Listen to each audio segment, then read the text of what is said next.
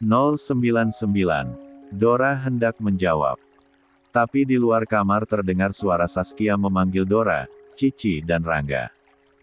Bahkan Dimas dan Keinara membuka pintu kamar Cici. Nenek Parmiah sama Mama mau ajak kita ke Ayam Tobi yang buka cabang di tempat baru. Ayo, kita serbu makan ayam goreng. Kak Cici kan doyan ayam, ayo. Kei dan Dimas tampak sangat bersemangat. Usaha Ayam Tobi yang dikelola Kimbul dan Yanto semakin melebar. Sudah banyak cabang di beberapa tempat, terbantu juga oleh sambal khusus racikan Dimitri. Banyak yang menyukai sambal Ayam Tobi. Nenek Parmiah dan Tante Sa sudah ada di sana, ayo.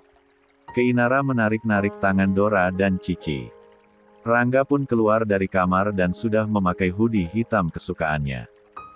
Oh, ya, Karta yang saat bebas dari penjara bergabung dengan Kimbul dan Yanto pun kini sudah berhasil mengelola kedai Ayam Tobi yang berada di salah satu mall milik keluarga Erik, suami Dane. Hari ini launching pembukaan restoran Ayam Tobi terbesar di pusat perkantoran daerah Kuningan, Jakarta. Anak-anak pun antusias saat Saskia mengajak mereka makan ayam sepuasnya dengan gratis. Bukan hanya anak-anak. Sri CS pun ikut serta bersama Lani dan juga Nilam. Tak lupa Ustaz Ridwan beserta istri hadir dalam acara launching restoran tersebut. Semua bergembira. Sharon dan Yanto tampak harmonis karena saat menikah, Yanto lah yang menjadi wali nikah. Parmiah pun kini sudah tinggal bersama Karta. Kebahagiaan melingkupi keluarga Darmawangsa. Wiratama sedang sarapan bersama keluarganya. Ada Yulia, Ovelia, kedua saudara perempuannya beserta suaminya masing-masing. Tentu saja tak lupa dengan anak-anak mereka. Ayahnya, Prabandi Kusuma yang sudah sembuh dari stroke berkat ketelatenan Tama merawat Prabandi sudah kembali bisa duduk di kursi utama. Meja makan. 1 bulan lagi adalah ulang tahun perusahaan Tanjung Kusuma. Kakek kalian yang berada di Swiss akan datang ke Indonesia 1 minggu lagi. Pastikan kalian mengurus semuanya dengan benar, ucap Prabandi Kusuma.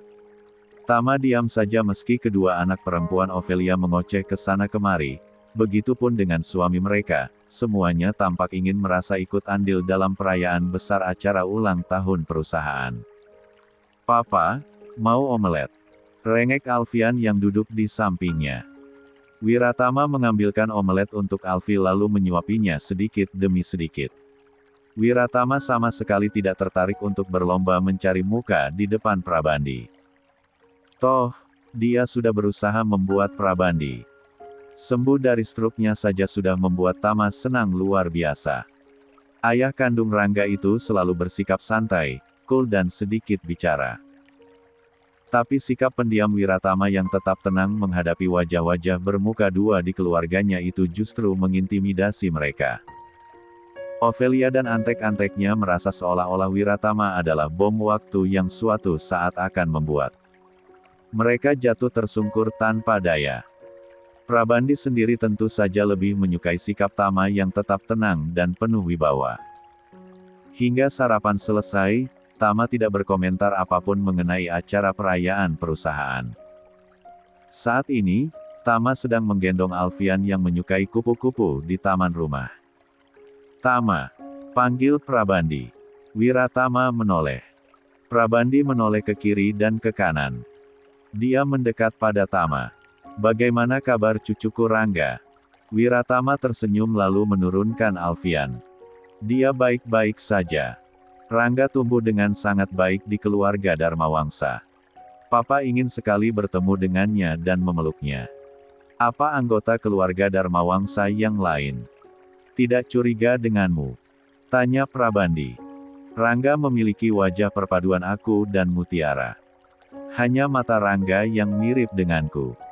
Selebihnya, Rangga mengambil wajah Mutiara. Hidung, bibir juga senyumnya. Jadi dia tidak sepenuhnya mirip denganku, Pak. Jelas Wiratama dengan suara pelan sambil tetap memperhatikan Alfian yang berlarian kecil di area taman. Prabandi manggut-manggut lega. Dia masih harus bersabar untuk bertemu dengan Rangga. Perihal Rangga pun belum diketahui oleh ayahnya sendiri yang berada di Swiss. Biarlah kerinduannya pada cucu dari istri keduanya itu harus dia tahan dengan sabar demi kebaikan Rangga sendiri. Lagi pula, Rangga sudah berada di tangan yang tepat. Sehari setelah kepulangan Hilda dari Bandung, Rashid yang sudah meminum ramuan ajaib dari Dimitri merasa sangat percaya diri. Semangatnya bisa mengimbangi permainan Hilda tumbuh berkali-kali lipat. Kita lihat, Dimitri. Seampuh apa ramuan ajaibmu bisa membuatku menaklukkan Hilda malam ini dan malam-malam selanjutnya. Gumam Rashid berjalan mondar-mandir di kamar seraya mengagumi tubuhnya yang tinggi kekar dan bulu-bulu lebat di dadanya. Dimitri yang melintas di kamar Rashid yang ada di base camp hanya tersenyum penuh arti melihat Rashid tampak bersemangat. Dia keluar dari base camp menuju rumah utama dengan siulan usil dirinya. Jika Dimitri sudah bersiul, Suzana sangat paham, itu tandanya, Dimitri sedang mengerjai rekan-rekan Hilman di base camp. "Pi, kali ini siapa yang kamu kerjai?" tanya Suzana. Dimitri menggeleng. "Pipi tidak mengerjai siapapun. Jangan berdusta." "Aku tidak berdusta, Mimi." Dimitri mengecup pipi Suzana. "Senyum usilmu tak bisa membohongiku. Katakan siapa?" desak Suzana. Dimitri menghela napas. Dia melihat ke sekeliling. Area Sri sepi. Benarkan Pipi sedang mengerjai seseorang? Suzana bisa menerka dari gelagat Dimitri yang memperhatikan sekitar. "Mulai sekarang, Mimi ada uang tambahan 1 juta tiap bulannya dari Pipi." "Sudah anteng saja, iya," bujuk Dimitri. "Enggak, pasti 1 juta yang Pipi kasih buat Mimi adalah hasil mengerjai teman-teman Pipi." Dimitri menghela napas pasrah. Tak ada gunanya dia berdusta pada istrinya itu. Suzana terlatih menganalisa sikap seseorang sejak direkrut Reza. Uang itu dari Rashid. Nah, betul apa yang Mimi bilang. Kenapa Rashid memberimu uang 1 juta dan Pipi dengan begitu percaya dirinya mengatakan jika bulan-bulan selanjutnya Mimi dapat tambahan 1 juta? Desak Suzana lagi. Akhirnya Dimitri menceritakan keluhan Rashid. Suzana terbelalak. "Jadi ramuan itu hanya teh biasa saja. Engkau mengapa tega berdusta pada teman sendiri dan memeras uangnya? Aku tidak menyangka kau sekejam itu."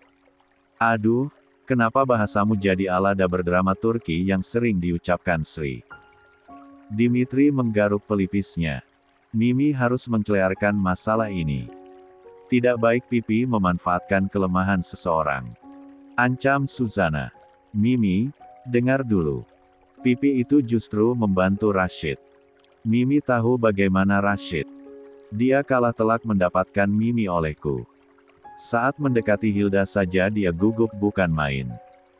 Berdekatan dengan perempuan yang dia sukai akan membuatnya berkeringat dingin dan tiba-tiba timbul keinginan untuk selalu buang air kecil." Papar Dimitri berapi-api. Suzana masih tidak mengerti arah ucapan Dimitri. "Jangan berbelit-belit seperti novel online yang kubaca atau sinetron yang ratusan episodenya. Jelaskan secara singkat tapi jelas," ujar Suzana. "Rashid punya masalah dengan rasa percaya dirinya, Mi. Ini masalah serius, bukan hanya rasa minder biasa. Dia boleh bertubuh kekar, berkumis dan berjambang serta berbulu dada jebat bahkan mampu melibas lawan berjam-jam tanpa kenal kelah. Tapi Rashid jemah di hadapan perempuan, Mi. Makanya jodohnya lama, dia itu punya rasa minder tingkat dewa, percayalah." Tutur Dimitri panjang lebar. Suzana mulai paham kemana arah ucapan Dimitri. Pipi hanya membangkitkan rasa percaya dirinya, mensugesti dirinya melalui ramuan ajaib. Pikir saja pakai logika. Rashid itu berlatih fisik tiap hari, makan makanan lezat dan bergizi di rumah ini, masa iya dia kewalahan main pingpong di atas ranjang? Mustahil. Suzana kini sudah paham sepenuhnya. Di balik sikap cemburu Pipi pada Rashid, ternyata Pipi menyayangi Rashid, ya. Suzana tersenyum. Hih, sayang. Masa kesemek makan kesemek? Cebik Dimitri. Tapi kenapa Rashid harus membayar 1 juta untuk segelas teh biasa? Kalau ku berikan cuma-cuma, efek sugestinya tidak terlalu kuat. Sudah, percaya pada suamimu ini. Meski Pipi tidak bisa ilmu bela diri sehebat Rashid, Pipi bukan orang usil yang asal mengerjai seorang teman. Pipi juga ingin melihat Rashid bahagia seutuhnya dengan rumah tangganya. Kasihan, udah mah bujang lapuk, setelah menikah malah semaput dengan goyangan istri. Suzana menghela napas pasrah. Gaji dia dan gaji Hilda itu besar. Meski gaji Hilda tidak sebesar gajimu, tapi tetap saja gaji mereka besar. Mana ada pegawai Tuan Reza yang gajinya kecil? Nggak ada, Mi. Ya, sudah iya Mimi setuju saja dengan Pipi. Tapi jangan selamanya Pipi peras Rashid, kasihan. Tenang saja, Mi. Kalau ramuan ajaibku sudah bisa menumbuhkan kepercayaan dirinya bahwa dia itu perkasa di atas ranjang, Pipi akan berterus terang, janji Dimitri.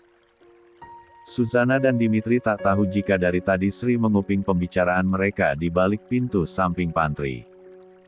Gusti, si Dimdim ayaku deleka-deleka teing, nya. Babaturan olangan di palak tepi ka 1 juta sabulan. Tapi bener oge, sih.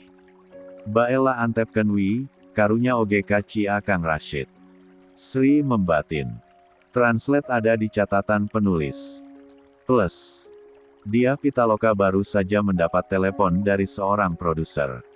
Dirinya ditawari peran utama untuk sinetron religi.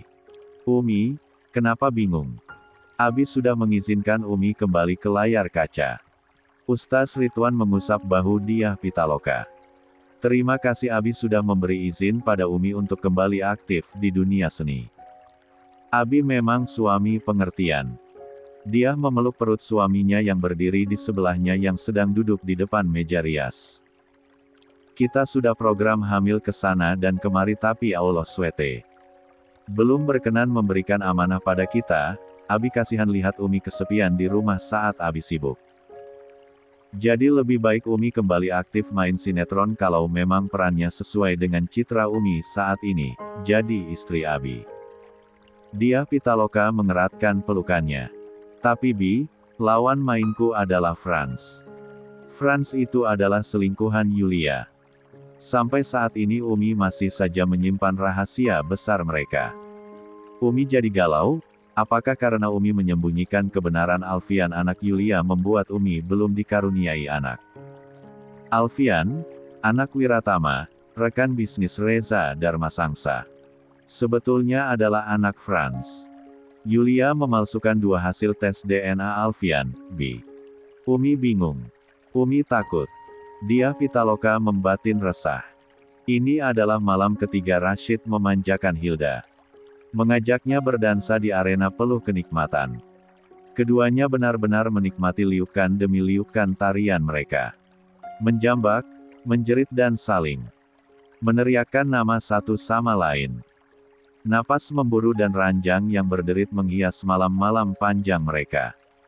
Olahraga malam yang berhasil menghantarkan Rashid pada rasa kepuasan dirinya yang mampu menaklukkan Hilda. Tak ada ampun dan tak berjeda. Rashid membalaskan dendam malam-malam sebelumnya pada istrinya itu. Jika biasanya Hilda yang merengek meminta lagi dan lagi. Kali ini Rashid yang merelakan punggungnya dicakar bertubi-tubi, dicaci dan dijambak rambutnya hingga Hilda melenguh kepayahan seraya bergetar meminta ampun. Sayang, kau sungguh luar biasa. Aku lelah, biarkan aku tidur sebentar. Bisik Hilda dengan peluh membanjiri tubuhnya. Rashid tersenyum penuh kebanggaan. Akhirnya, Hilda lemas di bawah kungkungannya. Rashid mengecup kening Hilda lalu menekan tombol turbo di remote pendingin ruangan, membiarkan hawa sejuk membelai tubuh Hilda yang mengkilat karena keringat. Ah, 3 malam sudah aku yang menguasai permainan, sungguh luar biasa ramuan ajaib Dimitri. Harga 1 juta untuk 1 bulan jika hasilnya seperti ini aku ikhlas, Dim. Rashid telentang menenangkan napas yang masih saja memburu. Tangannya membelai kepala Hilda dengan seulas senyum kebanggaan. Esoknya Rashid kembali hendak menemui Dimitri. Wajahnya segar nan cerah. Moy, gemoy, pipimu mana? Tanya Rashid bertanya pada Dimas yang sedang belajar bersama Dora di ruang. Bersantai. Tadi lagi di area L, jawab Dimas. Di sana tak ada, Moy. Di basecamp juga tidak ada. Ke toko organik, mungkin. Terka Dimas. Baiklah, Om Rashid tunggu di sini saja. Rashid tersenyum renyah dan lebar. Dimas melirik Rashid. Om Rashid udah nggak kelihatan capek. Kelihatan senang. Dapat bonus dari Papa Dora, iya. Rashid yang kini duduk di sofa dan melihat acara televisi menoleh pada Dimas seraya tersenyum. Bukan dari Papa Dora tapi dari Tante Hilda dan dari Pipi Dimdim. Pipi Dimdim kasih bonus buat Om Rashid. Tanya Dimas. Rashid mengangguk dengan sorot mata bahagia. Bonus apa? Dimas penasaran. Kelak jika kau sudah dewasa, kau akan mengerti bonus yang membuat Om Rashid bahagia tiada taraf. Rashid mesem-mesem sendiri. Dimas melihat ke arah Dora yang sibuk mencatat ringkasan PR-nya. Dora, apa kau tahu pekerjaan yang melelahkan dan bonus yang membahagiakan yang hanya bisa kita tahu? Saat dewasa nanti. Tanya Dimas pada Dora. Dora menggeleng tak peduli. Dimas melirik Rashid lagi. Kenapa harus menunggu dewasa untuk tahu dan bisa mengerti? Tanya Dimas penasaran. Karena belum waktunya kamu tahu, nak, tugasmu saat ini hanya belajar dan bermain, nikmatilah masa remajamu yang indah dan menyenangkan itu. Rashid tersenyum lebar pada Dimas. Kelak saat kau dewasa, kau akan mengerti dengan sendirinya apa yang kumaksud dengan pekerjaan yang melelahkan dan bonus yang membahagiakan, imbuh Rashid. Baiklah. Dimas manggut-manggut seraya mencomot pancake rasa red velvet. Hei, itu punyaku. Selalu saja makananku kamu habiskan. Gerutu Dora. Nanti kubuatkan lagi. Pancake buatanku lebih enak daripada buatan Pipi, kan? Sahut Dimas. Dora cemberut. Jangan manyun, nanti cantiknya hilang, rayu Dimas. Kubilang Mimi kalau kamu makan melulu saat belajar. Ancam Dora. Aku suka makan, Isadorat Mimi atau siapapun boleh melarangku pacaran karena masih kecil. Tapi jika melarangku makan dan ngemil, itu akan sangat menyiksaku, sungguh. Dimas memasang wajah memelas seraya kedua tangannya menyentuh dada. Gayamu ala sinetron, Dim. Dora menggerutu. Rashid hanya mesem-mesem saja melihat interaksi kedekatan Dora dan Dimas. Tak berselang lama, Dimitri pulang dari toko organik. Berbelanja di toko organik adalah salah satu hal yang sangat menyenangkan untuk Dimitri. Dia mengeluarkan semua barang yang dibelinya dari dalam paper bag. Namun sekonyong-konyong Rashid memeluk Dimitri dari belakang. Hei, lepas pekik Dimitri sambil memukul-mukul tangan Rashid yang melingkar erat di lehernya. Kau mau membunuhku? Heh. Aku tercekik. Rashid melepaskan pelukannya. Dimitri terbatuk-batuk. Dim, ramuanmu sungguh ajaib. 3 malam aku menaklukkan Hilda tanpa ampun, Dim. Rashid berkata dengan mimik muka bahagia dan penuh rasa terima kasih. Ya, baguslah. Dimitri menjawab acuh tak acuh. Kau yakin 1 gelas akan membuat staminaku bertahan selama 1 bulan? Tanya Rashid. Buktinya ada di depan matamu, loh. Sahut Dimitri. Awal bulan, aku akan mentransfer 1 juta lagi untukmu. Kalau hasilnya seperti ini, 2 juta pun rela aku membelinya darimu. Dimitri diam saja. Dia teringat ancaman Susana. Jauh di lubuk hatinya dia pun tak tega memeras Rashid 1 juta demi segelas teh biasa. Tapi jika dirinya memberi nilai jual pada teh itu, sugesti untuk Rashid akan jauh lebih mumpuni. Nggak 2 juta. Bulan depan aku kasih diskon 50%. Rashid terbelalak. Kau serius? Dimitri mengangguk. Ah, kau memang belahan jiwaku yang tertunda, Dim. Rashid memeluk Dimitri lagi.